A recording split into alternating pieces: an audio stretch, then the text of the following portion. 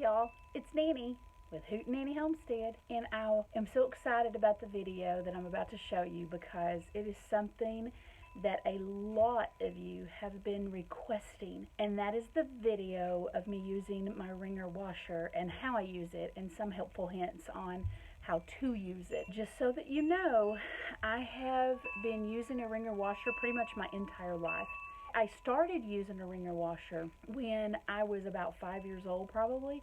My mother had a wringer washer when I was a child, and that's what we used up until I was out of the house. I can remember when I was just big enough to climb up onto a stool, and I would stand in front of or beside the wringer washer, and I would reach in and get the clothes and hand them to Mom, and she would put them through the wringer. I also remember a time when I got my hand caught, but she was right there to release it, and it didn't hurt me. It scared me. I remember being extremely scared. I've been raised using a wringer washer and used one for many years of my life. When Hoot and I decided to buy this place and to equip our house, a wringer washer was one of those things that I just wanted. And we do not have an automatic washing machine. We do not have a dryer. About this wringer washer video series, I want to do a series on it, and the reason why I want to do a series is because it is really hard to take a skill like this that has been so lost through the years and to tell you in a 10 or 15 minute video everything there is, that you will want to know or need to know. But I want you guys to help me in the making of that. What I'm going to need you to do is ask questions. Ask as many questions as you want to ask and can ask. I want to make sure that if this is a skill, something you want to learn, that you get all of the knowledge and information that you possibly can. My email address will be below. You can email me. You can also comment below any question that you have because I read all my comments. If it's something I can quickly answer, I will answer it in the comments or in the email. If it is something that is better if I show you how to do it, then that is how I'm going to continue this series. So let's go inside and get started. All right, step number 1 is how to sort. This you're going to sort more by cleanliness. These whites can go into the hottest water.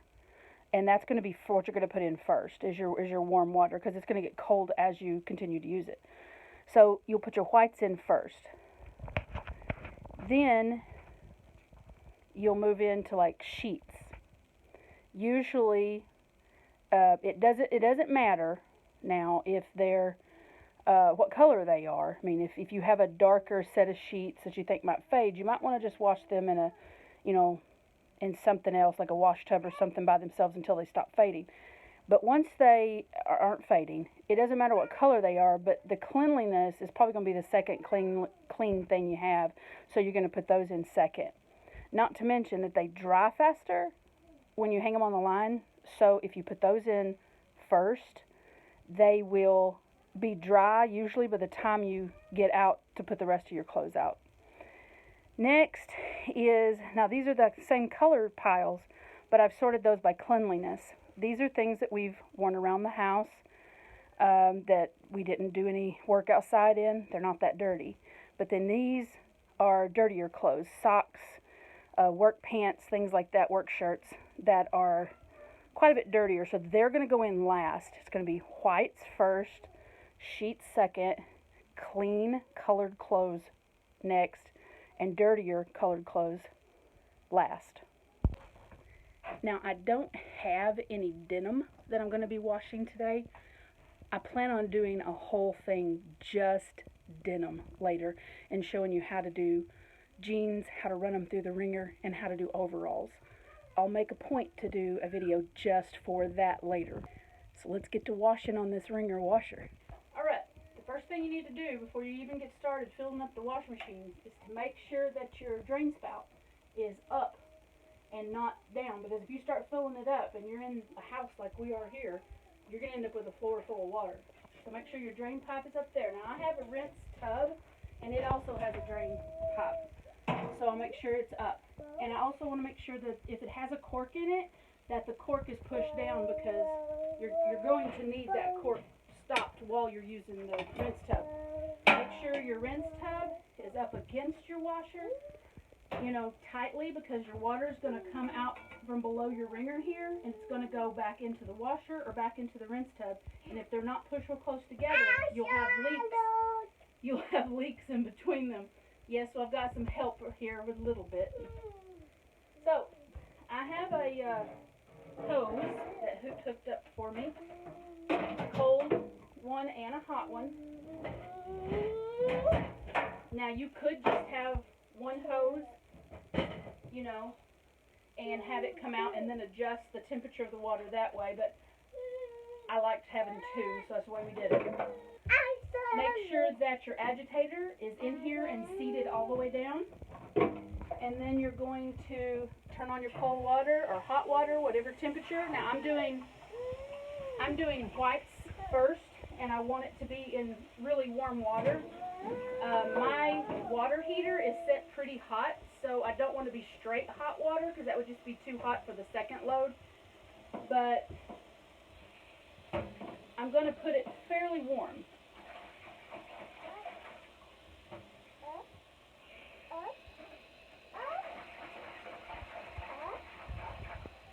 And once you get a little bit of water in there, you can go ahead and add your detergent. I use liquid detergent. You can use any detergent that you like.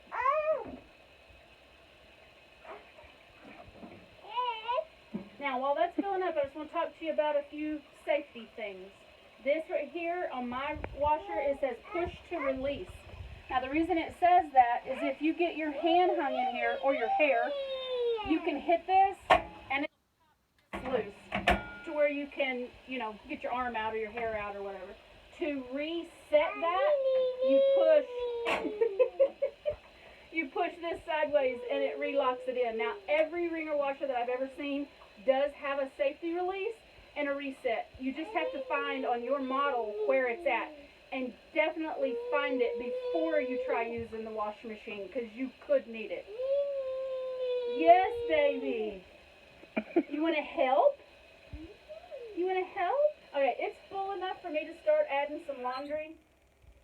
And my first load isn't a very big load, so I'm not going to fill it completely up.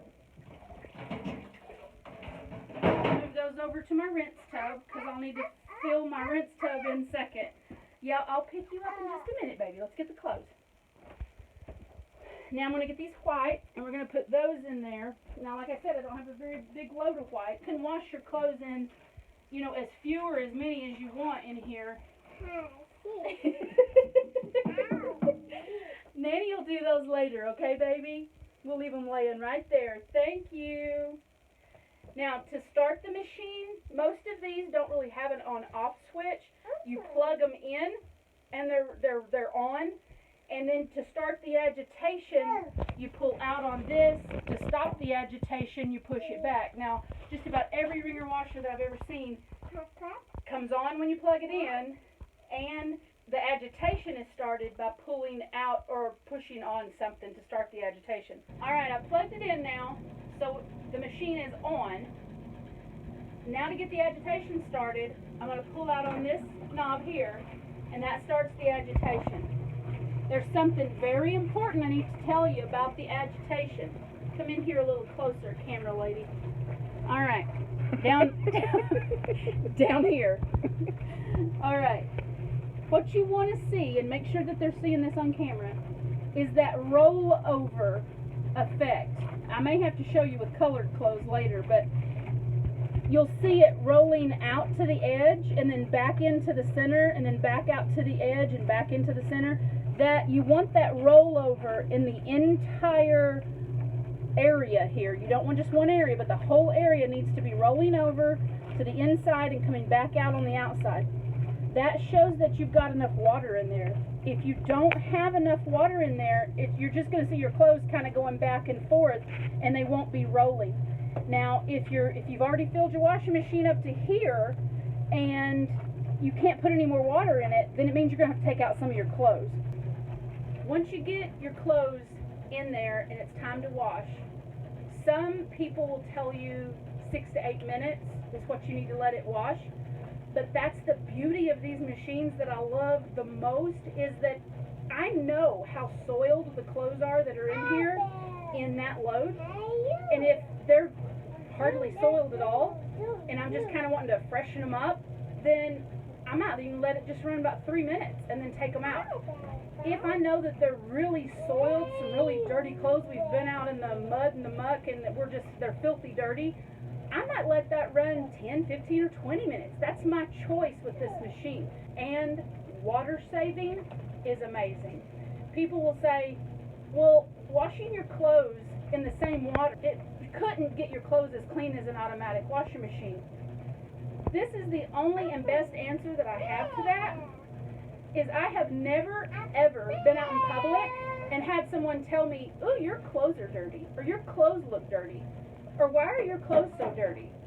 Because no one's ever noticed that my clothes look any different than anyone else's clothes, or smell any different than anyone else's clothes.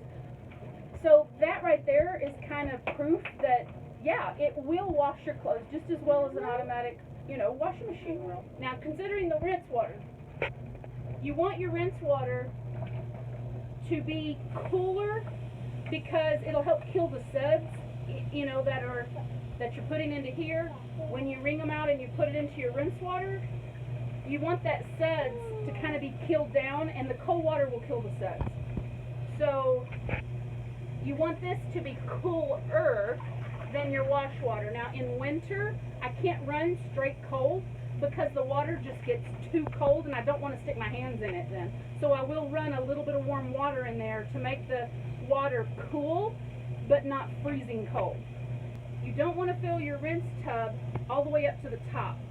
The reason why is because you're going to have clothes coming from the washer over here, and it'll make your rinse tub overflow with water. Then you'll get that piece later, baby, okay? So just fill it about half, and mine's about half right now, so I'm going to go ahead and turn this off. Eventually, I'm going to have a drain inside the house here. Basically, it's just going to be a bucket on the floor with a drain plug put in the bottom of it, so that I can just put my drain hoses directly into that bucket. But I'll show you later how I'm draining them right now. Alright, we've let our laundry wash to the time that we decided we wanted to wash. So now I'm going to stop the agitation and open the lid, start my wringer rolling toward my rinse tub. And I'm going to take the clothes out, run them through the wringer. Now there are a few helpful hints on running the clothes through the wringer. First and most important, don't put your hand close to this thing. Just stick the clothes in there like so. It'll grab it. Try to keep the clothes in the center as much as you can, because there are gears back in here and back in here, and if the clothes get over there in it, they could get caught in the gears, or they could get oil on them because those gears have oil on them. You don't want to get oil on your clothes. Now I did this and stuck this in here like this to show you something. When you put a pillowcase, something that has pockets, it'll build up air as you're pushing it through, and it just makes it harder on the seams of your clothing and stuff. So if you put pillowcases, things that have shirt pockets, things like that in with the bottom first, that air doesn't get trapped in there. Now that's not something that is a big worry, but it's just something that if you make a habit of putting it in that direction, it just makes it easier on you. Now brassieres, I never ever put a bra through the wringer. I wring them out by hand, because if you put those snaps and strap adjustment things through there, it'll break them, it'll snap them off, it'll squish your snaps, and then you might as well just throw it away. It's kind of ruined. So I just take and wring them out by hand and throw them into the rinse water, and then continue with the rest of the load. Now I think this gown has some buttons on the front of it. These buttons right here, how I handle buttons is I just kind of fold them into the middle and then stick them through, and the material that ends up on top and on bottom ends up kind of protecting the buttons as they go through. Now that's all of them. Now before I start rinsing, since my washer is empty now, I'm going to go ahead and throw my second load in here and start them to washing.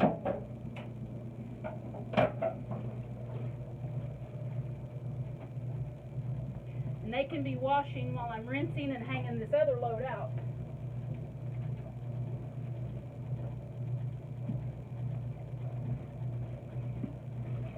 Now, like before when we did the first load, you want to make sure that you've got enough water in here. And I knew I wouldn't have, but I did that so that I could show you that, see how it's not rolling over as it was before? So now I can add more cold water because I've done my whites, which is the only thing I really wanted it washed in warm water. So I can go ahead and add more cold water now. And as it gets more and more water in there, you'll see it start to roll over like it wasn't doing right now.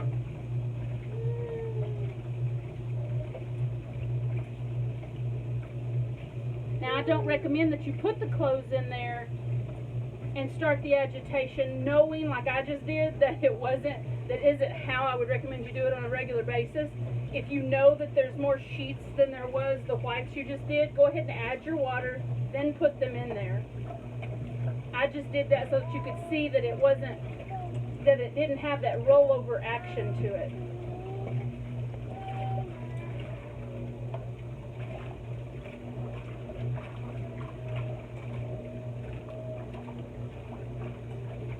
And sheets aren't something that roll over real easy in the first place, so I may end up having to take one of these out just to give it more room. It's getting there.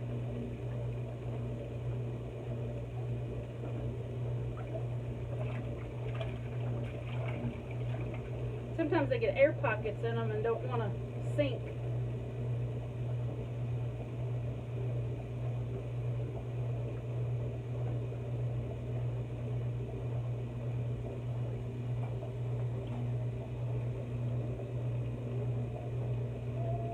Alright, it's doing it, but it's doing it a little slow.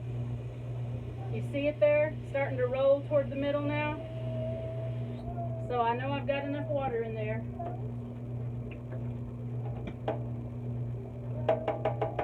Like I said, the sheets don't roll as fast and as easy as the clothes because they're in larger sections.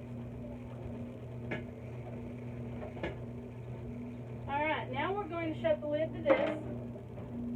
I've got my basket set up here. I'm going to turn my wringer the opposite direction so I can take from my rinse through the wringer and put into my wash. Now my rinsing is done by hand. You just rinse the item out, send it back through the wringer. The bras, once again, after I've rinsed them, I wring them out by hand. And then just toss them into the basket so they'll be hung out.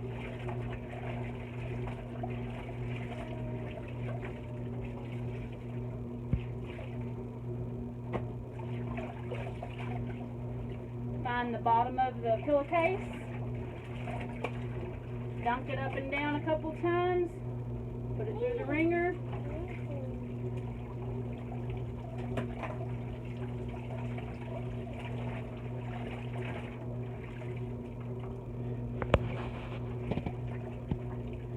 Now the gown that had the buttons on it, just going to leave it folded like it was so we don't have to fold it again. Dunk it up and down a few times, rinse the soap out.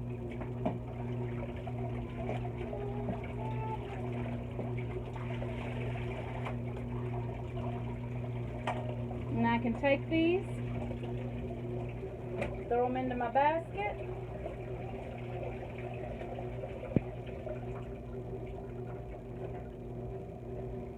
I'll leave these to wash while I hang those out on the line.